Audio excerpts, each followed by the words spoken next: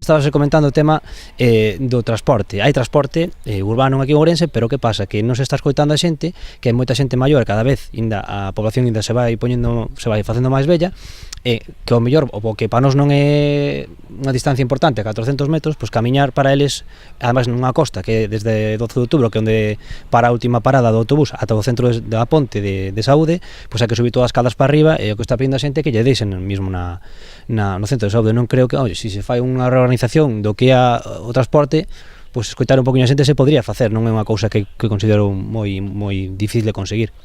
Digo que aí, nesta calle que deben ser, eu que sei, pouquiño, é un trayecto pequeno, non é? Hai uns baches que aí non se dá pasado. E xo dixemos varias veces, moitas veces, a ver se se podía arreglar.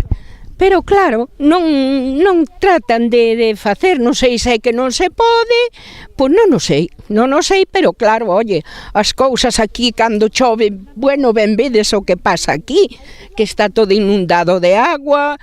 Bueno, unha pena, a verdad. Se vistes por aí, os bancos, que lles solicitamos unha vez, pois que os pintaran, non por nada, por mantelos, é porque con un bote de pintura, pois arranxarías eso. As luces públicas, pois tardan bastante en que veñan a arranxar, e a xente pois ten unha luz diante da casa, e, bueno, que falta a luz e falta algo, sobre todo nestes días do inverno. As pistas, desgraciadamente, pois están sin limpar, e pensamos que con a máquina, unha pala e para cá que en media hora algunhas pois que estarían limpas. Hai unha casa en Nogueira, número 10, que está en la ruina por un incendio abandonada del año 2011, que afecta a mi casa, que colinda en el mes de julio, más o menos el día 12, hicimos la vecina del Consejo de Vecinos de aquí, de Castro de Beiro, hicimos la denuncia en urbanismo nos mandó a la atención a la ciudadanía del Consejo, hicimos la queja pertinente, entregamos todos los documentos y hasta la fecha del día de hoy no hemos recibido respuesta alguna.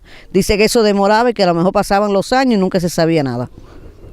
Pero o tema, por exemplo, de eso, da digitalización, o sea, de internet, claro, é que é unha cousa básica, é dicir, ao final, claro, a xente xoven, se non ten internet, pois non ven aquí, e non podes traballar, incluso xente que poda decir, pois mira, vivo nunha casa e necesito internet para traballar, pois non me podo plantexar eso, porque teño que ir a Ourense a conectarme, porque aquí non hai cobertura. Non son grandes carencias, pero son esas, e a xente pois ven e demándanos a nós, e nós pois que estemos transmitidas ali no Concello, non é que invente a Arestora nada. Isto todo o que estamos falando, estou dicindo, está ali documentado no rexistro do Concello, saben eles todo. Ali tamén que pasan os coches como a locos por aí para Palmés, que non digo, pero bueno, aparte que sales da casa, eu xa salgo con precaución, non? Pero, como se non pagar os direitos como a eles, todo o mundo pagamos, todo o mundo. Nós o que queremos é que o goberno sea cercano ás persoas, que sea un concello para as persoas.